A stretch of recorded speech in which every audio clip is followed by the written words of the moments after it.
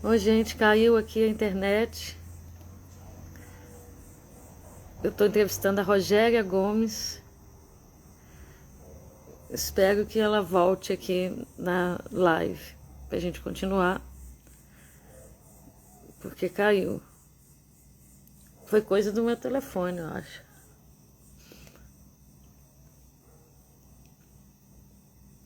Boa noite.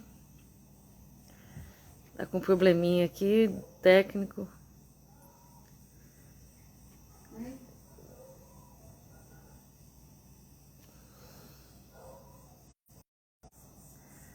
Não entrou mais ninguém, olha. Rita de Cássia. Boa noite, Rita.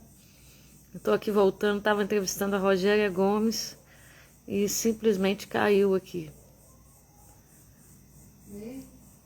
Ah, aqui, ó.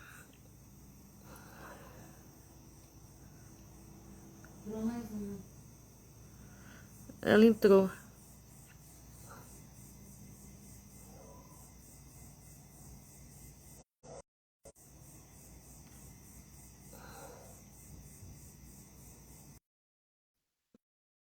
Ela vai entrar de volta. Jenny, não sei o que aconteceu. Deu alguma coisa aqui. Eu e Uma coisa, caiu. ela voltou. Voltou. Desculpe, gente, acontece. Desculpa, gente, deu alguma treta aqui, mas cá estamos nós.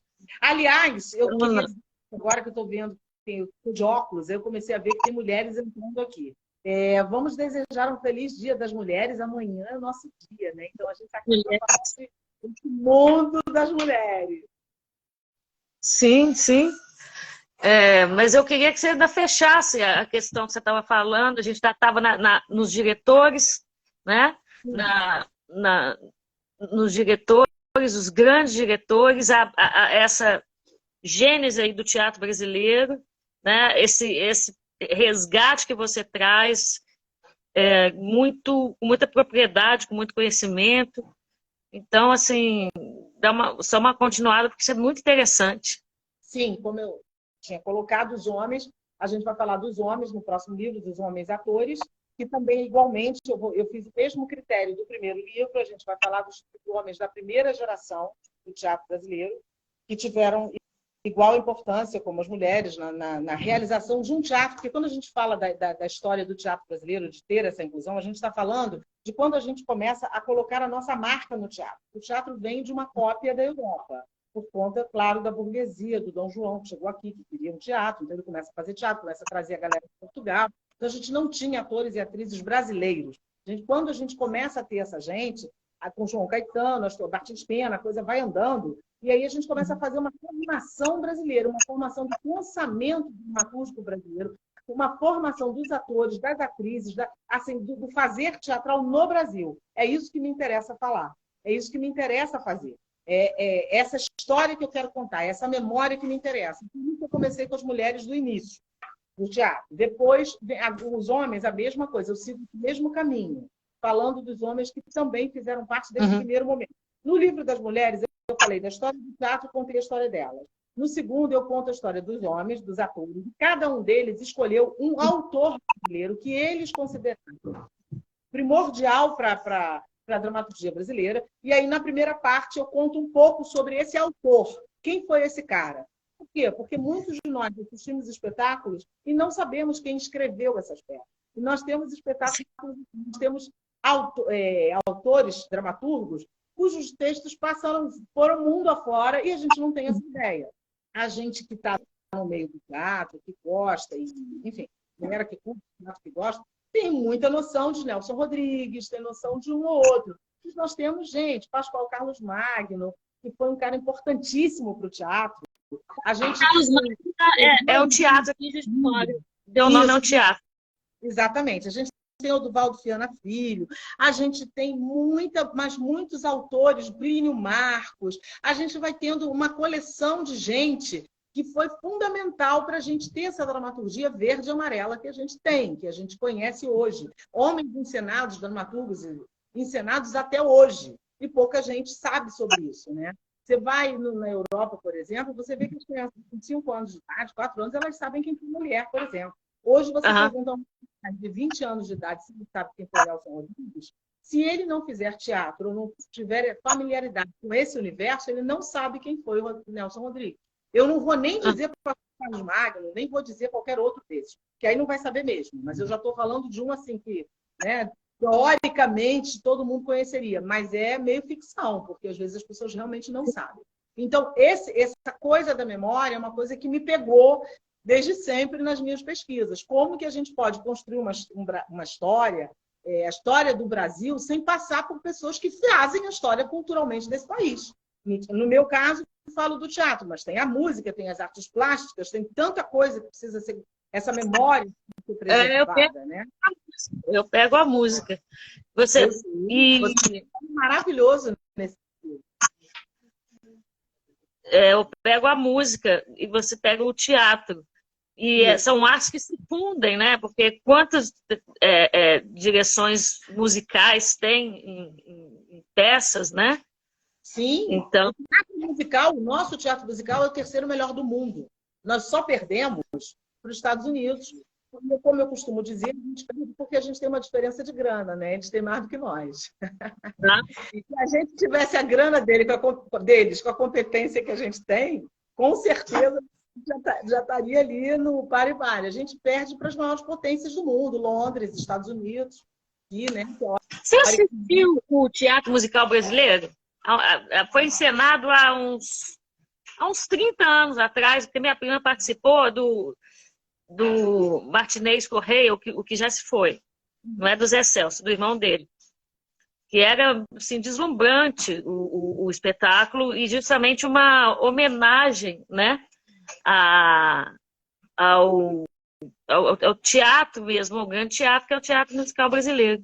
Sim, o teatro musical brasileiro é potentésimo, né? E existe desde sempre, né? O Revista é a maior vitrine que a gente tem do teatro musical brasileiro. Começou lá, né? É que depois a gente rolou o teatro passou por várias outras fases, e hoje, nessa retomada do teatro contemporâneo, a gente tem numa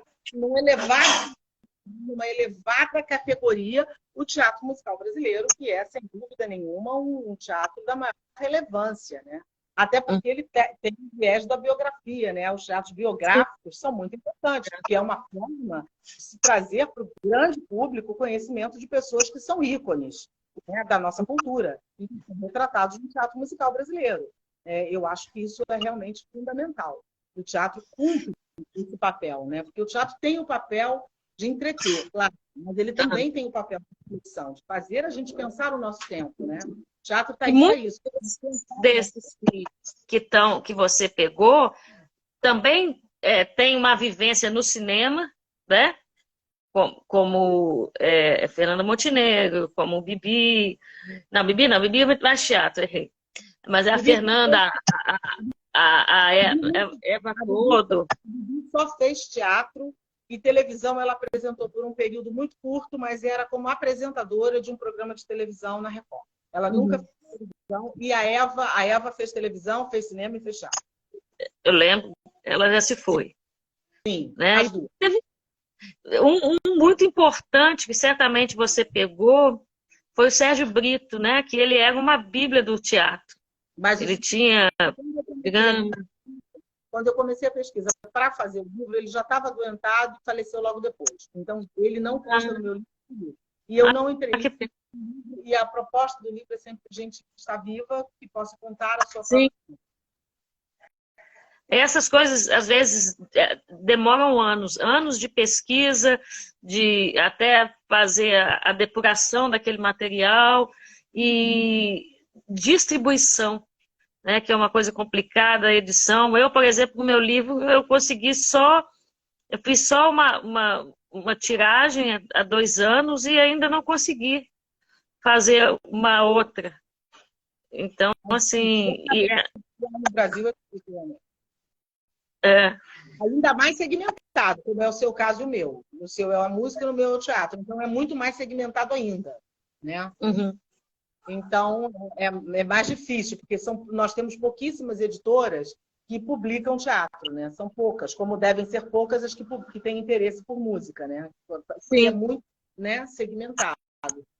Mas é bom que a gente diga, que a gente registre, que há um público para isso. Eu sei porque o meu livro, assim, ele vive nas bibliotecas das escolas de teatro, das escolas municipais, estaduais, porque na época do lançamento, o diretor, o vice-prefeito do Rio de Janeiro tomou conhecimento do meu livro, o Dr. Carlos Alberto Muniz, a quem eu sempre agradeço. Ele foi entrevistado por mim num programa de televisão que eu apresentava, e ele descobriu que eu estava escrevendo esse livro, não sei como, me chamou e disse: por que seu livro está parado? Eu disse: porque eu não tenho dinheiro para acabar. Ele disse: não seja por isso, a gente vai comprar, porque as bibliotecas do município precisam do livro, os alunos precisam conhecer essa história. Foi assim que esse livro alcançou voos que eu nunca imaginei, né? Eu fui para 4 países por causa desse livro, 5 países, sei lá, já perdi a conta. Puxa assim, vida! Falar do teatro brasileiro. Então, a gente tem fôlego, a gente tem história para contar, assim como a música tem. Então, quando eu fui convidada pelo Ministério das Relações Exteriores, quando o Brasil foi homenageado na Feira Internacional de Literatura na Suécia, e a gente imaginava assim, nossa, ninguém vai ter interesse em...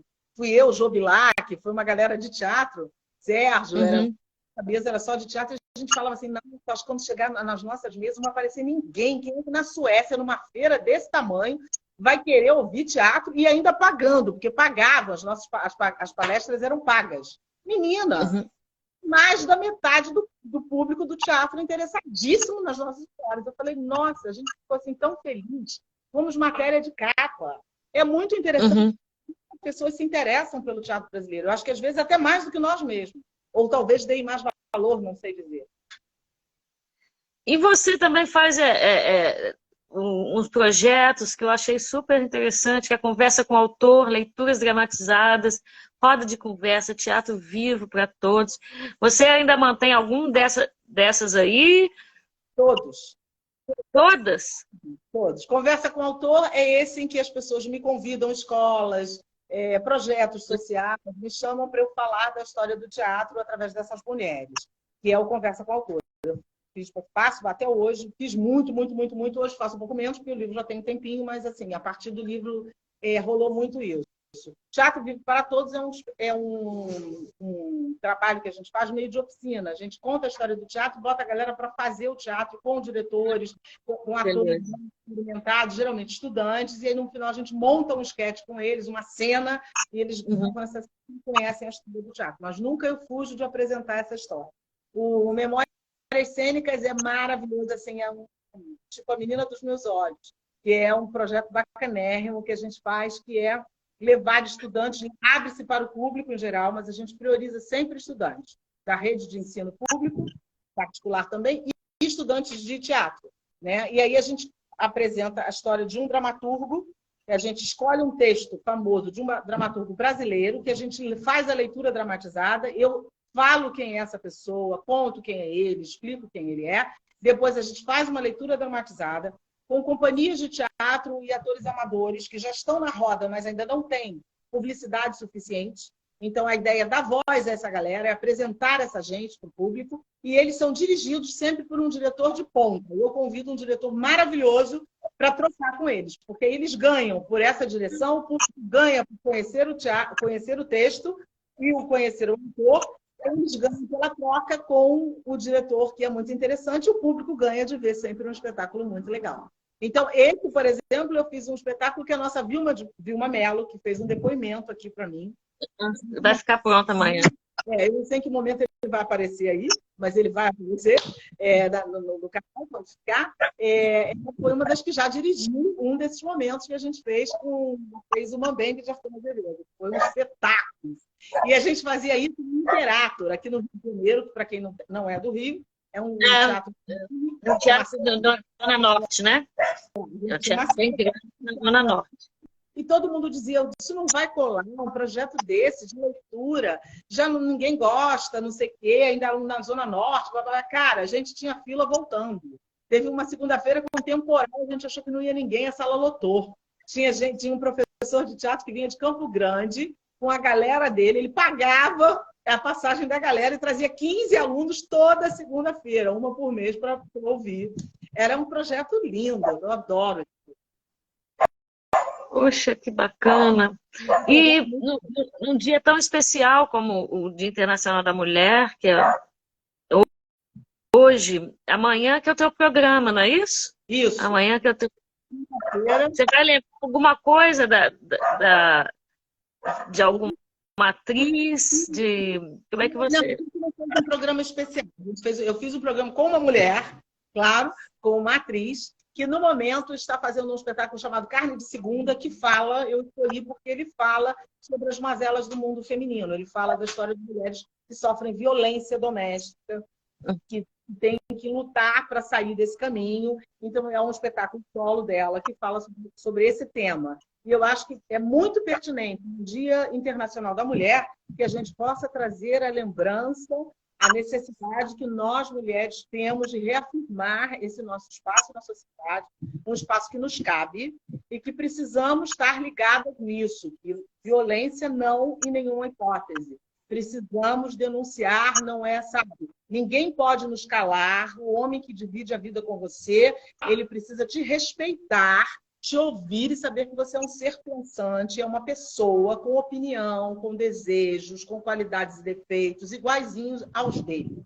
Então, assim, a gente não pode permitir determinadas coisas, né? Sabe, um soco na parede, um fala mais alto, não sei. Isso é o primeiro passo para uma agressão, como a gente vê acontecer à torta e à direita, infelizmente. Então, acho que esse dia precisa ser marcado muito mais do que a gente mandar bilhete, Feliz Dia da Mulher, não sei o quê, é a gente reafirmar essas ações que a gente precisa ter. O Brasil ainda é um país que sofre muito com isso, as mulheres sofrem muito. Então, gente, denuncia, não tenha medo, não tenha vergonha, denuncie, porque assim, a gente não pode viver dessa maneira, a gente não pode aceitar isso, normatizar isso, aceitar essa cultura nefasta de que, sabe, ele é assim mesmo, ele estava nervoso, isso vai passar. Não, não vai passar, ele não estava nervoso, você fica nervoso, toma banho gelado para ficar calmo. Não vai bater na parede nem gritar com a gente. Não pode, isso é inadmissível. E, sabe, precisam tomar essa consciência.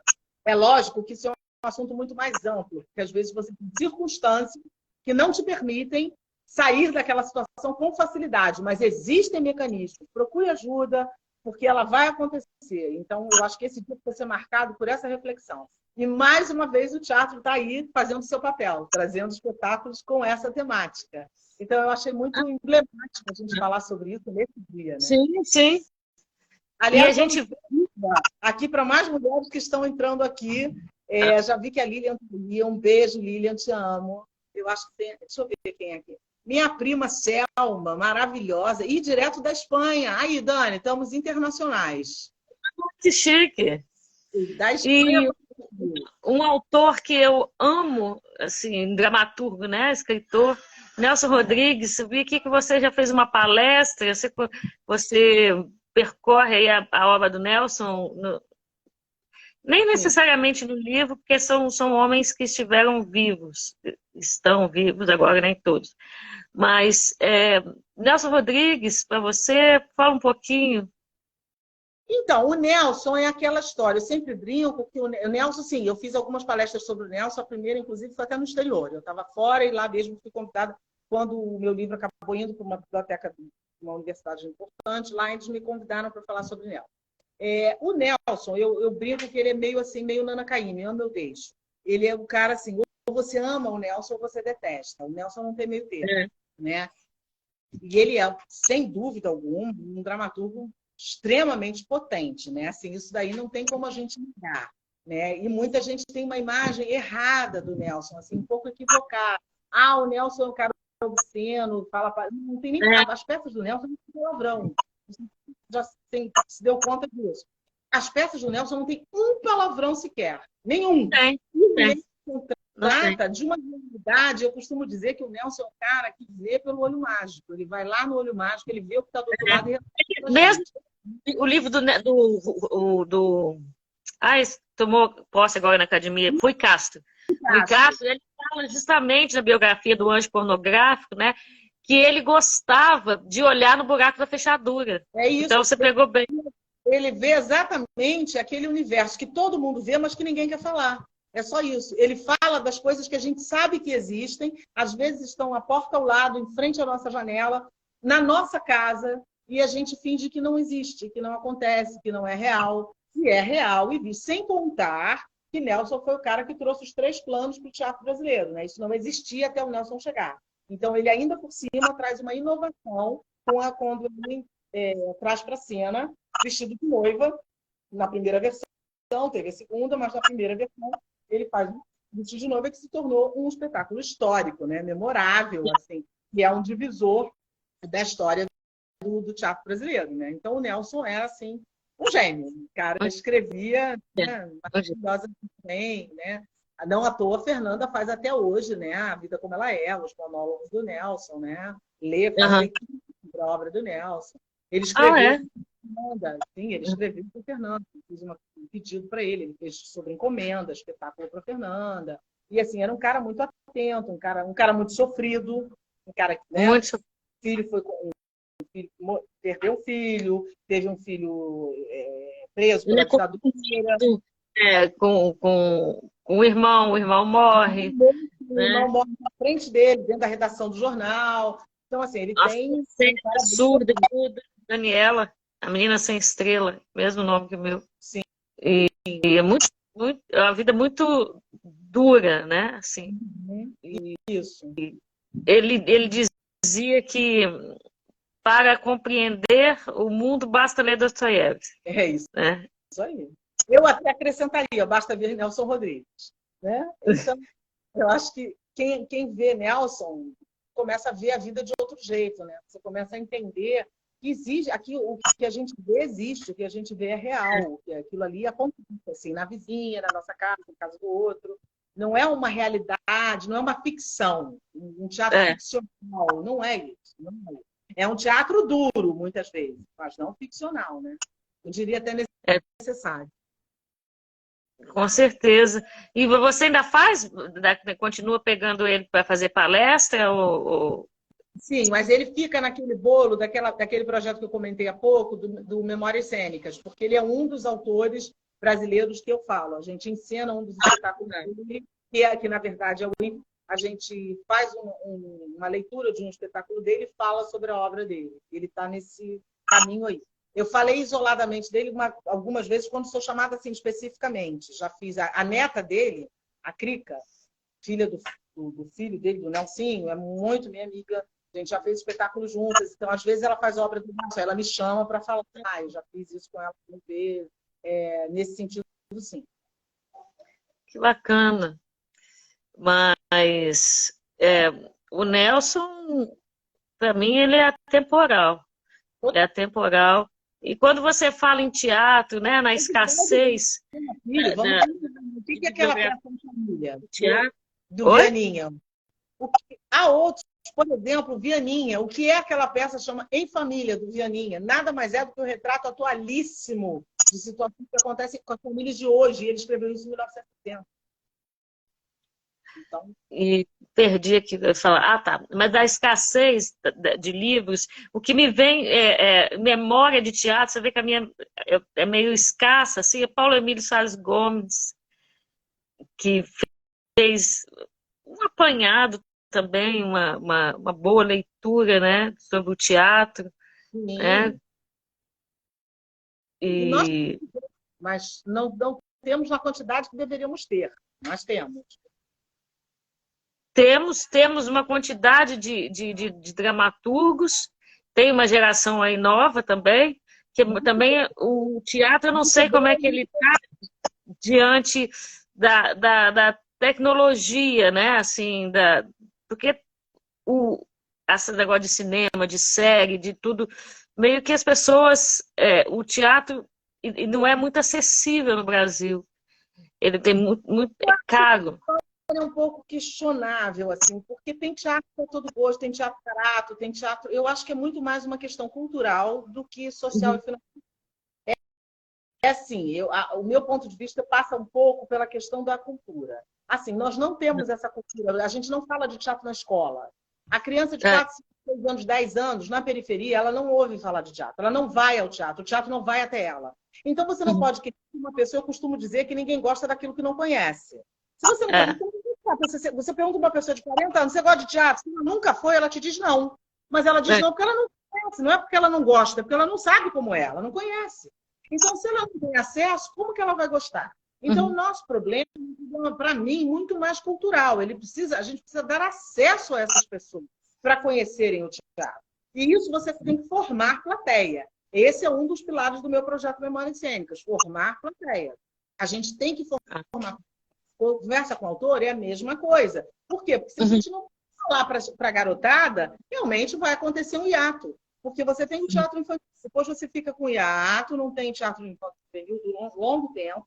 Isso está retomando, mas durante um bom tempo não teve. Aí você vai para o teatro adulto. E quem é que vai ao teatro adulto? Quem foi uma criança formada no teatro. Ou pelos pais, pelos avós, ou pela vida. Raramente a pessoa é curiosa a ponto de ir ao teatro sozinha. Vou lá, li um negócio e entrei.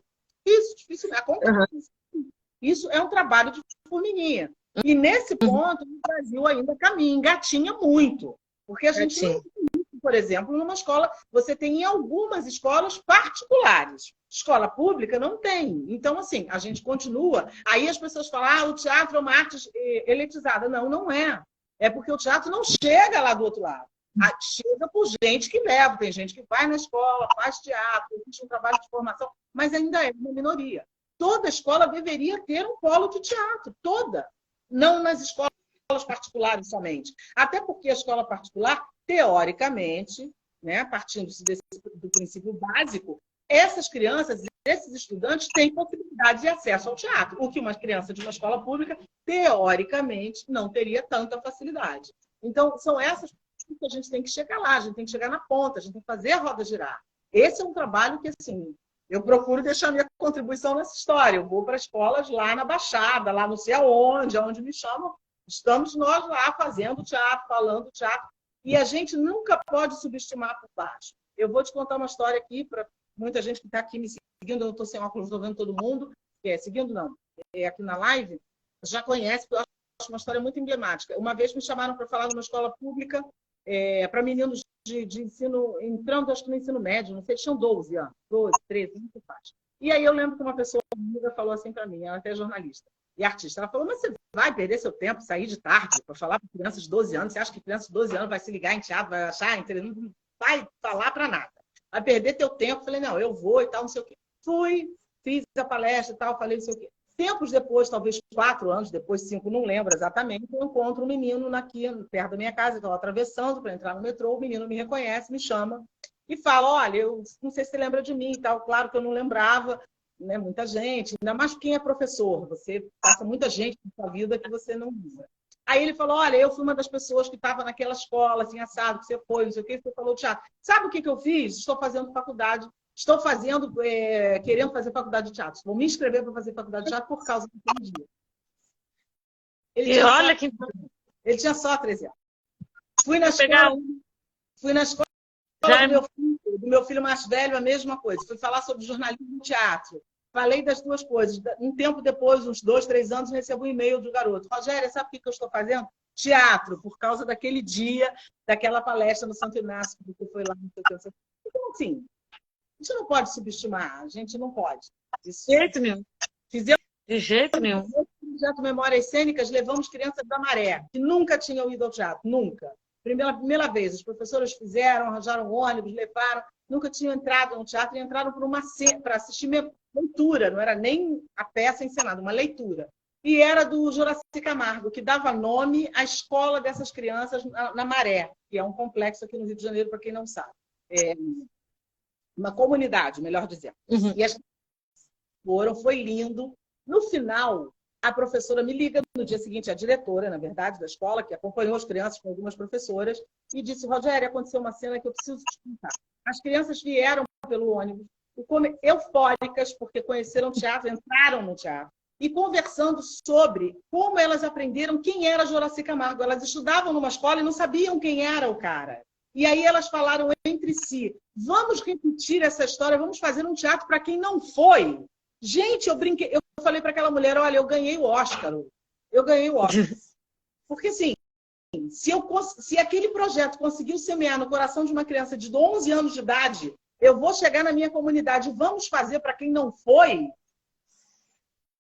a gente não precisa dizer mais nada, né? Mais nada. Que beleza, Jeg. É, e um que me vem à cabeça, que é mais do cinema, mas que eu gosto tanto, que é o Domingos de Oliveira. Você pegou alguma coisa do Domingos, assim? Algum texto? Não, nessa leva da primeira que a gente fez, essa que a gente vem trabalhando, ainda não. Gosto muito dele, gosto muito dos textos dele, gosto muito dele como diretor. A sobrinha dele é uma diretora, a diretora artística também ótima, trabalhou comigo nesse projeto. Ela dirigiu um texto de Machado de Assis, Bia Oliveira, que é para quem eu mando um beijo também. Ela é diretora de teatro e ela participa do meu projeto de Memórias Cênicas. Mas nós não fizemos nenhum texto do Domingos. Que eu comecei a pegar a geração para trás um pouquinho, sabe? Domingos é muito apropriado, porque que eu me lembro, especialmente no Dia Internacional da Mulher, porque ele tem um tratamento muito delicado do universo feminino. Em amores, e ele pega mulheres em diferentes fases, desde a adolescente, que é a filha dele, Maria Mariana, depois ele vai pegar lá a mulher de 30, depois a mulher de 40, de 50, não sei se ele teve tempo de fazer. Fez uma série. Ah, tá. De 50 tem uma série. Ah, não, essa aí eu não sabia. Eu não lembro, é um canal fechado, agora eu não lembro qual. Se é. Não lembro mesmo. Tem a Clarice Nisquier, tem a Érica Riba, tem uma galera boa. Ele, a Clarice.